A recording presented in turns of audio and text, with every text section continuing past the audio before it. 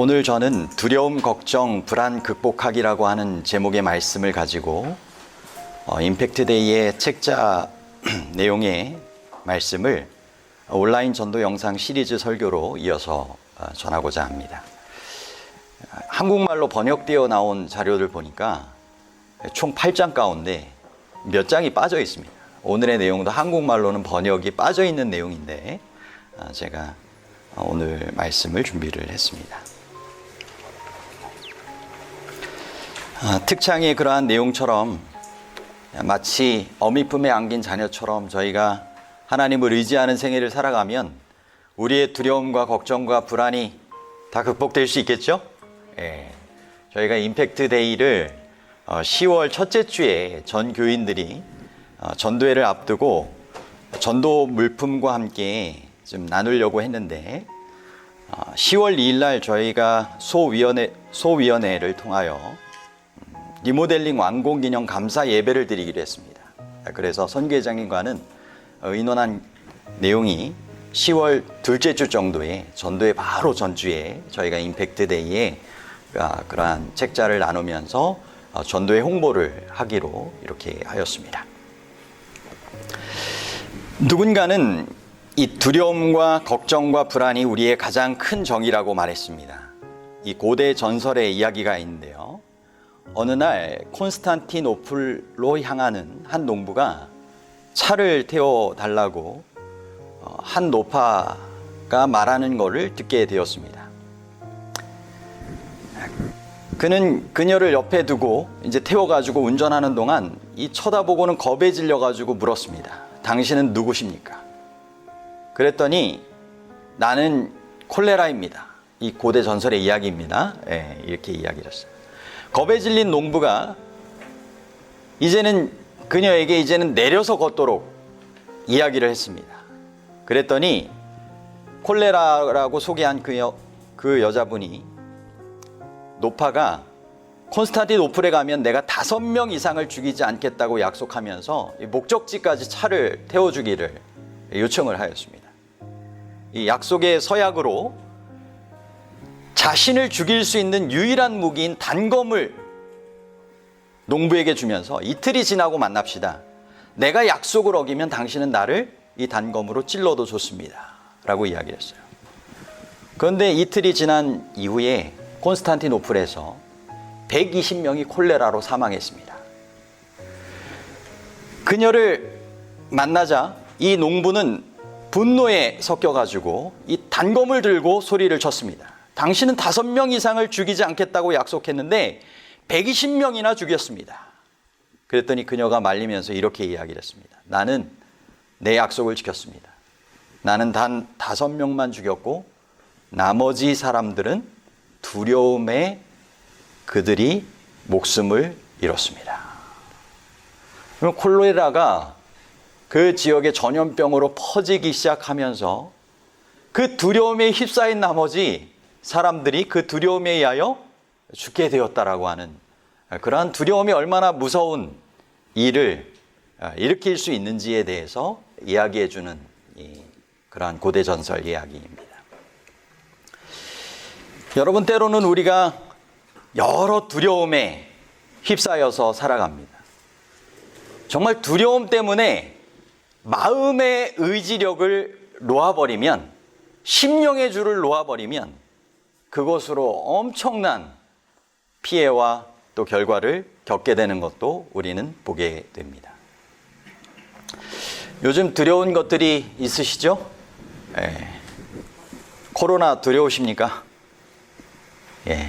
만나는 사람마다 혹시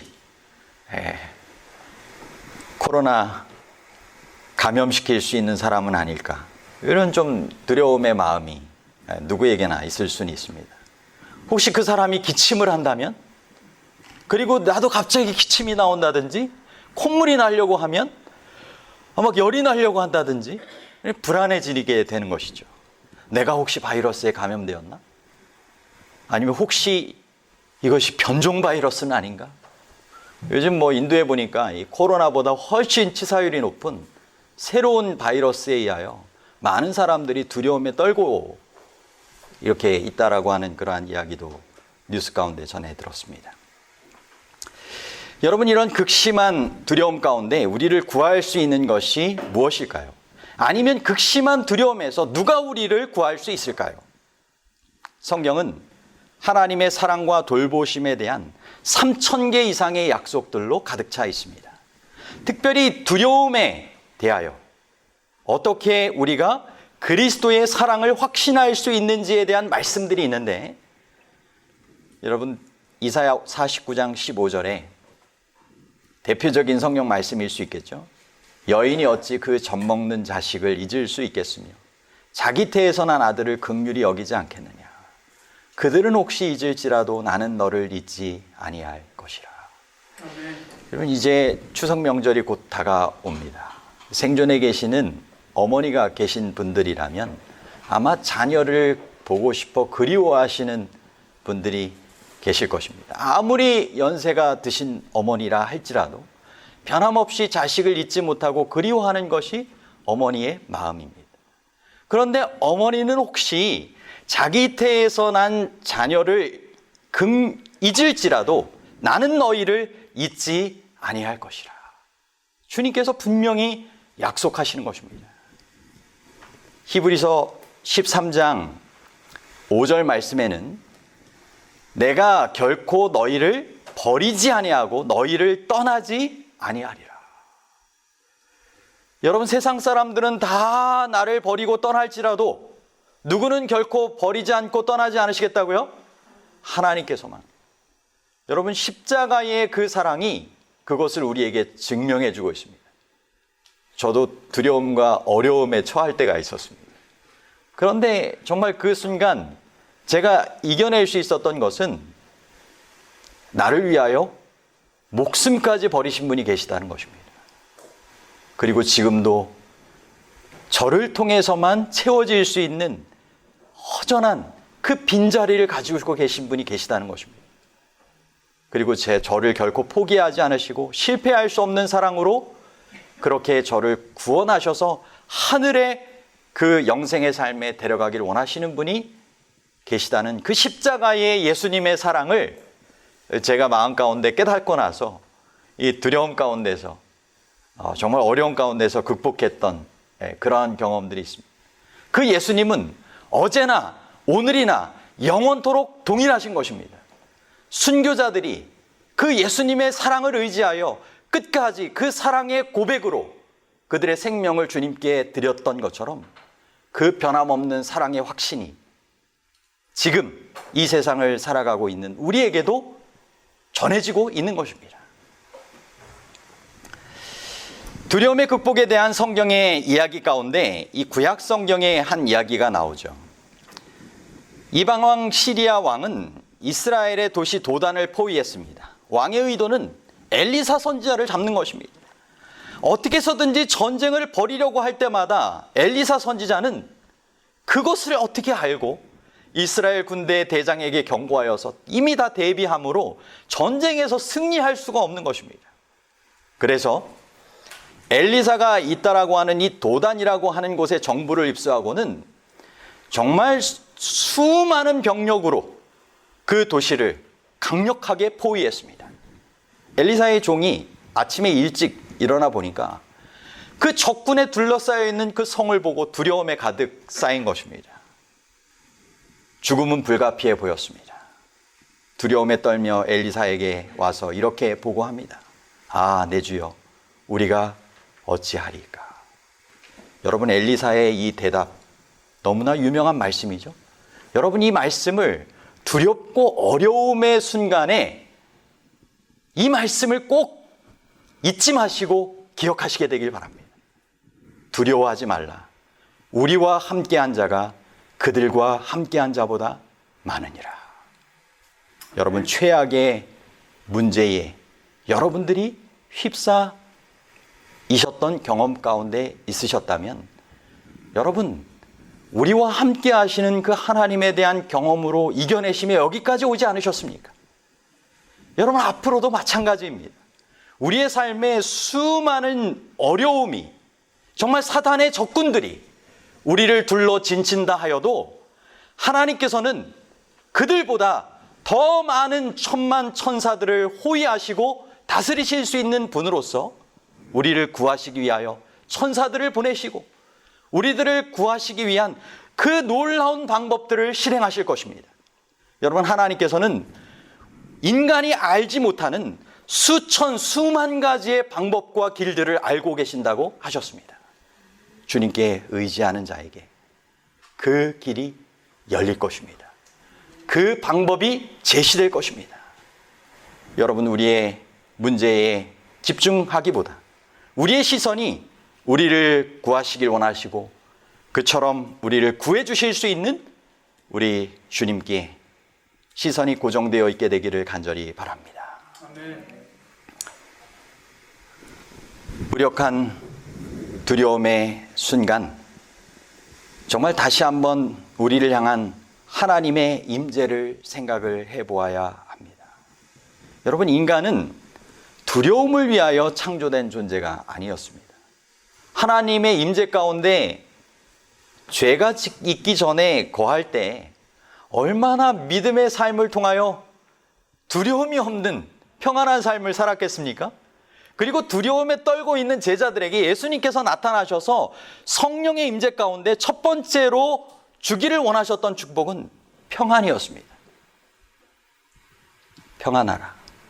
세상이 줄 수 없는 평안으로 담대하라, 내가 세상을 이기었다라고 하는 그 승리의 무리에 함께 가담하도록 초청하셨던 것입니다. 여러분, 우리가 두려움이라고 하는 이것은 하나님께서 우리를 창조하실 때 허락하신 태초의 그러한 자연스러운 인간에게 허락하셨던 분위기가 아니라고 하는 사실을 기억하시게 되기를 바랍니다. 아멘. 우리는 죄 가운데 우리를 구원하기 원하시는 그분으로 말미암아 우리를 위하여 보내주시는 성령님을 통하여 우리는 두려움이 아닌 평안의 삶을 주님 안에서 살아갈 수 있다라고 하는 사실을 기억하시게 되기를 바랍니다. 아멘. 여러분, 폭풍이 몰아치는 갈릴리 바다 이야기도 두려움 가운데 어떻게 우리가 극복할 수 있는 믿음의 삶을 살아갈 수 있는지에 대한 귀한 교훈을 주고 있습니다. 갈릴리 바다는 길이가 약 21km, 너비가 13km입니다. 때로는 거센 바람이 불어 한때 잔잔하던 바다를 맹렬한 분노의 급류로 빠르게 바꾸기도 합니다. 그런데 이 제자들이 이때 당시에 이른 저녁에 항해를 시작했습니다. 2-3시간이면 바다를 건널 수 있었는데 8시간이 지나는 동안 바람과 파도에 휩싸여서 싸워야 되는 상황에 처해 있었습니다. 성경은 그때의 상황을 이렇게 묘사하고 있습니다. 마태복음 14장 24절로부터 25절입니다. 배가 이미 육지에서 술이나 떠나서 바람이 거스름으로 물결로 말미암아 고난을 당하더라. 밤사경에, 밤사경은 성경의 시간을 오늘날의 시간으로 표현하면 오전 3시에서 6시 사이입니다. 예수께서 바다 위로 걸어서 제자들에게 오시니, 여러분, 이때 예수님께서 어디에서 무엇을 하시다 오셨는가를 주목해서 생각을 해보시길 바랍니다. 제자들이 치열한 투쟁 가운데 있을 때 그분은 무엇을 하고 계셨을까요? 제자들을 위해 기도하고 오시던 중이었습니다. 그들의 신앙 가운데 어려움의 순간을 맞서서 싸울 수 있는 믿음의 힘을 제자들이 갖게 해달라고 하나님께 구하고 오는 길이셨습니다.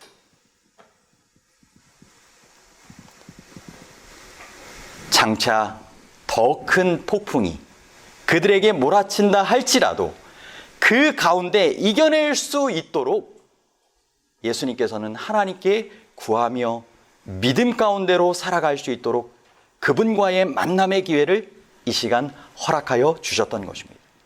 그들의 눈은 파도에 고정되어 있었지만 예수님의 시선은 그들에게 고정되어 있었습니다. 제자들에게는 모든 것이 통제할 수 없는 것처럼 보였지만 예수님은 여전히 통제할 수 있는 분으로 그들 가운데 찾아오셨습니다.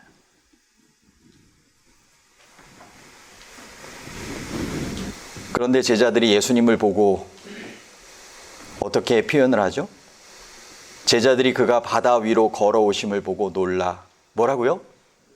유령이라 하며 무서워하여 소리 지르거늘. 여러분, 겁에 들려 있으면 종종 이런 유령, 귀신이라고 할 수 있는 그런 것에 대한 생각들을 하곤 하고 또 경험할 수도 있습니다. 선악의 대쟁투 가운데.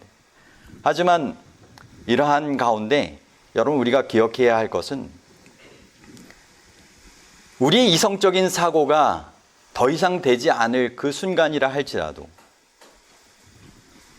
하나님 앞에 그 문제를 내어놓으면 우리의 모든 두려움과 걱정과 불안을 극복하고 주님 안에서 어려움을 해결할 수 있다는 것입니다. 여러분, 때로는 우리가 원치 않는 대로 그러한 일들이 이루어질 때 만약에라고 하는 이 게임을 하곤 합니다. 의사가 진찰을 했어요. 진료 결과를 보여주기 전에 만약에라고 하는 생각에 계속적으로 빠져들면 더 큰 진단의 결과까지도 생각하는 것입니다. 여러분, 갑자기 자녀가 어디 함께 모임에 갔는데 사흘이 지나도 전화를 받지 않아요. 그러면 만약에라고 하는 생각에 깊이 빠지면 무슨 일이 생긴 건 아닌가. 남편에 대해서도 또 일어나는 회사의 문제에 대해서도 만약에라고 하는 이 생각 가운데 여러분, 우리가 많이 그러한 두려움에 휩싸일 수 있는 것입니다. 근데 여러분, 이런 만약에라고 하는 물음표 뒤에 제자들이 예수님께로 받았던 느낌표의 대답을 우리도 얻게 되시기를 간절히 바랍니다. 안심하라. 나니 두려워하지 말라. 여러분, 주님께서 우리의 에너지를 다 소모하고 기쁨을 빼앗아가고 건강을 망칠 수 있는 압도적인 두려움에 휩싸이기를 원치 않으십니다.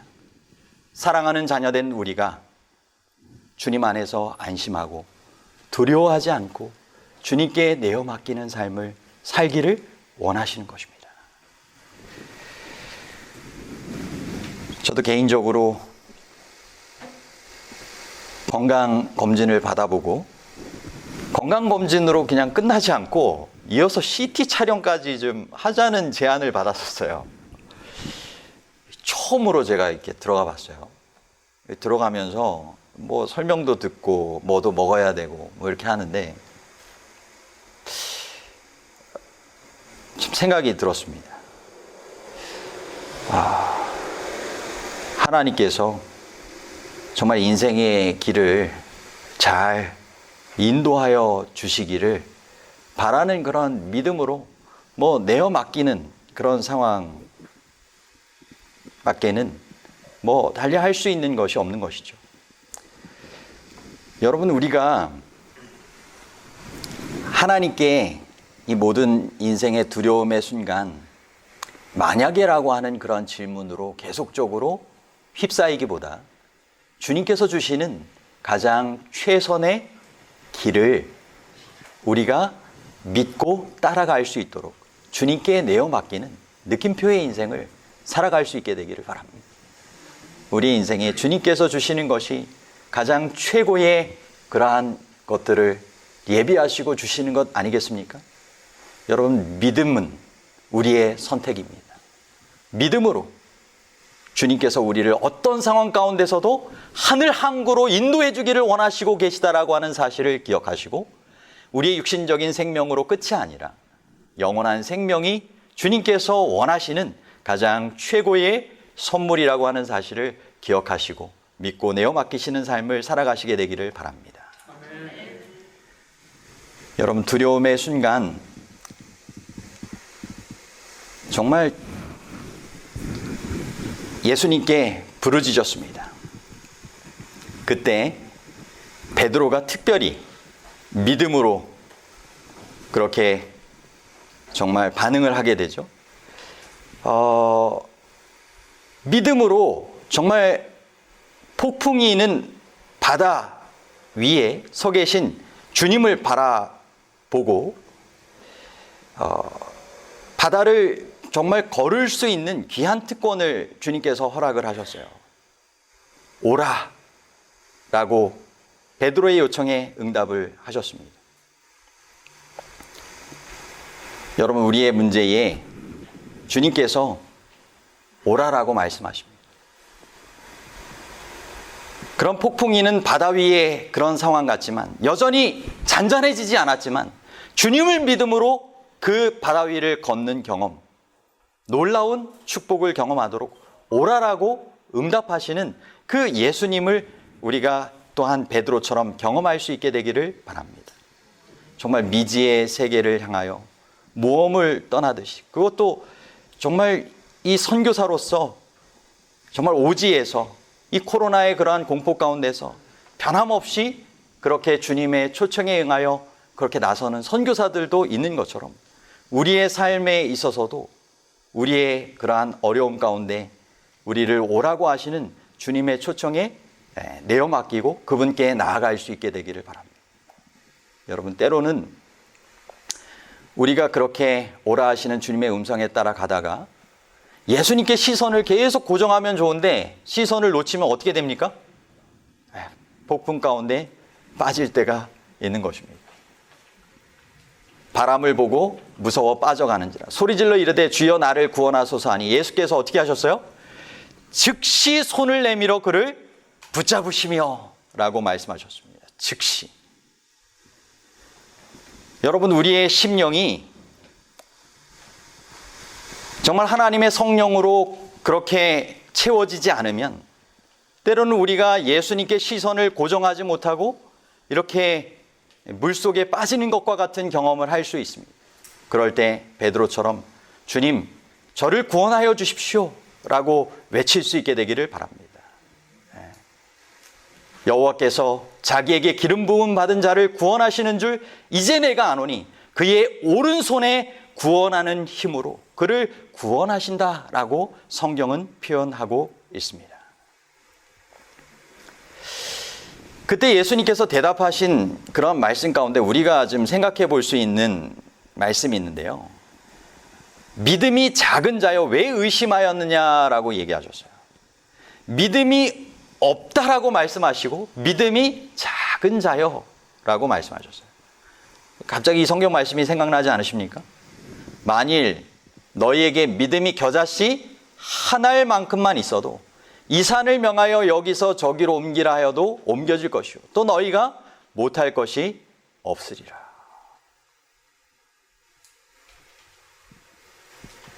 여러분, 우리에게 있는 이 믿음, 주님 주신 선물, 이 작은 것을 주님께 내어 맡기며 믿음으로 구하는 삶을 계속적으로 살아갈 때 주님께서 이 작은 믿음을 더 놀라운 응답으로, 더 큰 믿음의 경험으로 그렇게 인도하여 주실 것입니다.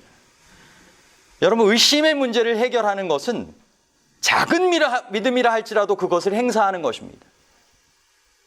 그 순간부터 주님에 대한 경험이 새로워지기 시작하는 것입니다. 두려움에 쌓여있는 우리에게 주님께서는 성경 말씀을 통하여 하나님의 약속을 보라고 하십니다. 그리고 하늘 성소를 통하여 우리를 위하여 중보하고 계시는 예수 그리스도를 바라보라고 말씀하고 계십니다. 그분의 끝없는 그 사랑, 우리를 위하여 멈출 수 없는 그 간구가 오늘도 하늘 성소에서 자신의 보좌에 정말 계시면서도 여전히 십자가의 흔적을 가지고 보혈의 피값을 가지고 우리를 위하여 중보하고 기도하시는 그분께 정말 있는 것입니다. 저는 지난 주 중에 여러분들이 동참해 주신 그 안식일 시험 변경을 위한 위임장과 본인 서명 사실 확인서를 이 합회에 제출하기 위해서 갔습니다. 여러분, 6월 말에 이 특별 기도 안식일을 가졌던 것 기억하십니까? 네. 그때 그 실제 대학원 입학 면접 시험이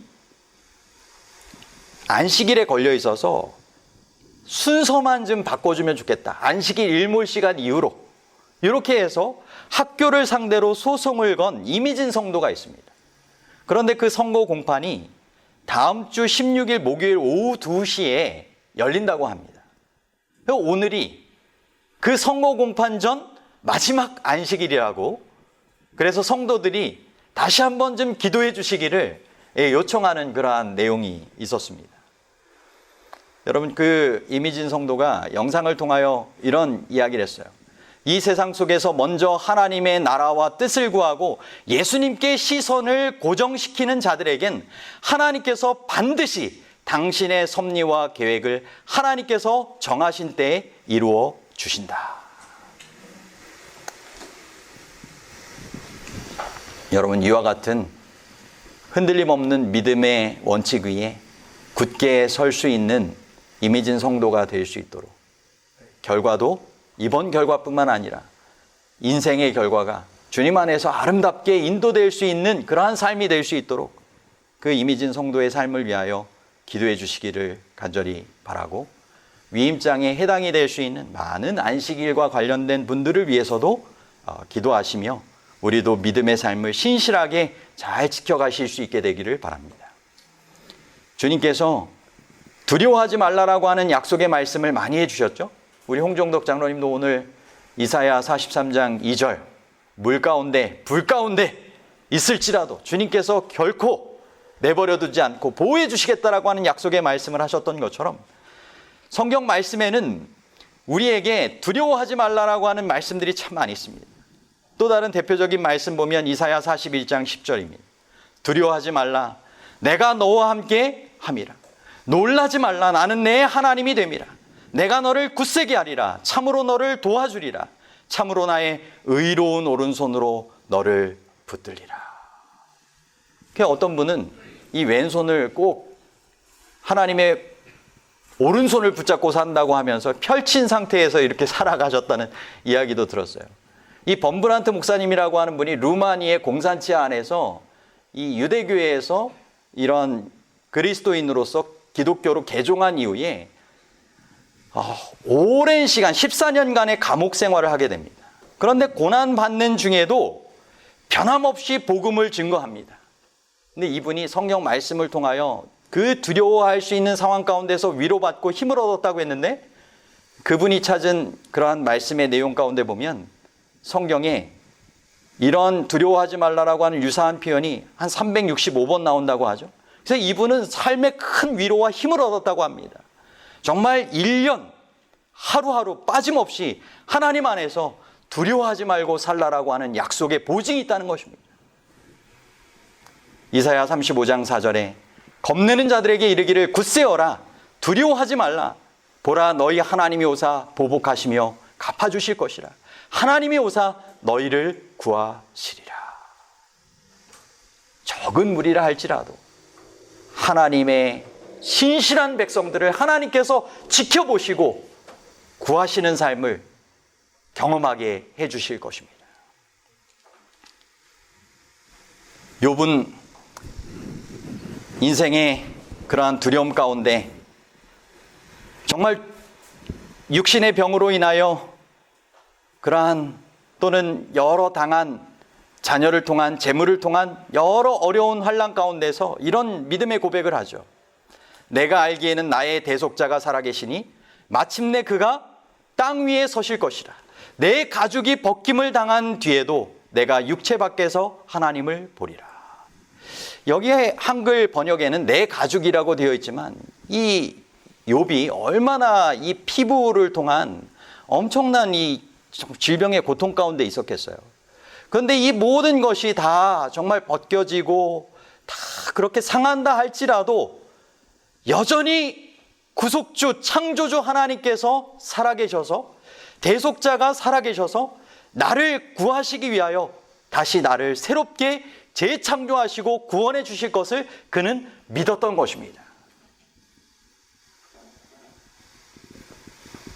여러분, 더 나은 내일이, 영원한 삶이 우리를 위하여 준비되어 있다라고 하는 사실을 기억하시게 되기를 바랍니다.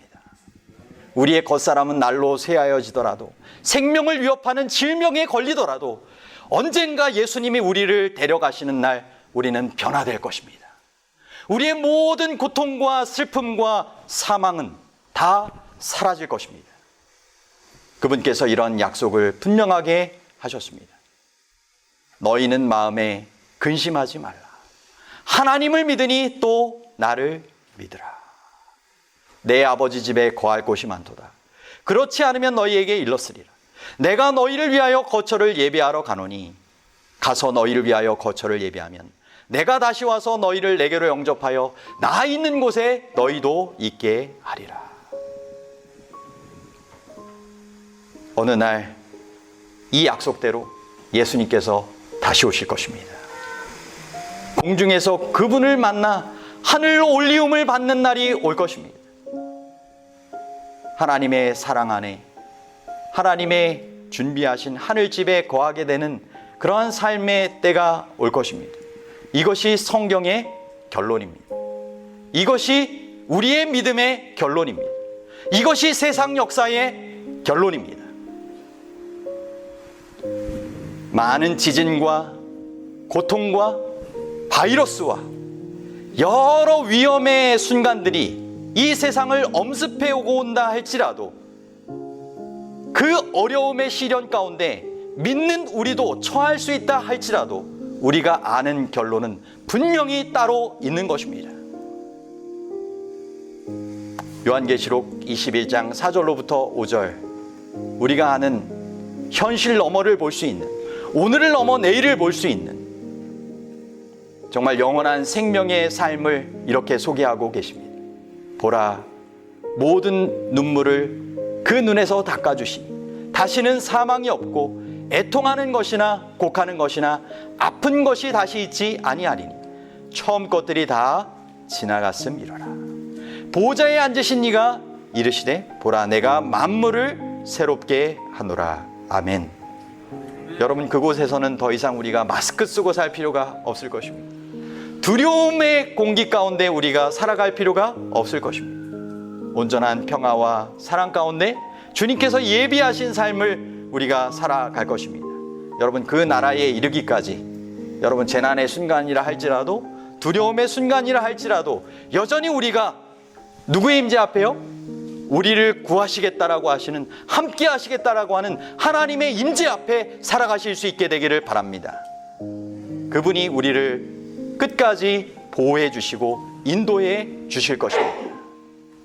우리는 연약한 흙 가운데 지음받은 사람으로 살아가지만 여전히 질그릇된 우리 안에 보배 되신 예수 그리스도가 담겨 계시고 우리를 통하여 놀라운 인생의 삶을, 영원한 삶을 통하여 살아가게 되기를 원하시며 초청하고 계시는 것입니다. 여러분, 우리의 마음에 예수 그리스도를, 성령님을 통하여 모시고 살아갈 수 있게 되기를 바랍니다. 영생의 씨가 그분입니다. 두려움을 물리칠 수 있는 보장이 그분입니다. 그분께서 우리를 창조하셨고, 그분께서 우리를 구속하셨고, 그분께서 우리를 다시 데리러 오실 것입니다. 여러분, 그 믿음 가운데 늘 하루하루 두려움과 걱정과 불안 많은 세상에서 믿는 이로써 그 모든 것들을 극복하며 살아갈 수 있는 우리가 되기를 간절히 바라고, 이러한 삶으로 우리 주변에 사랑하는 분들도 초청할 수 있는 우리 모두가 되시기를 간절히 바라며 말씀을 마치겠습니다.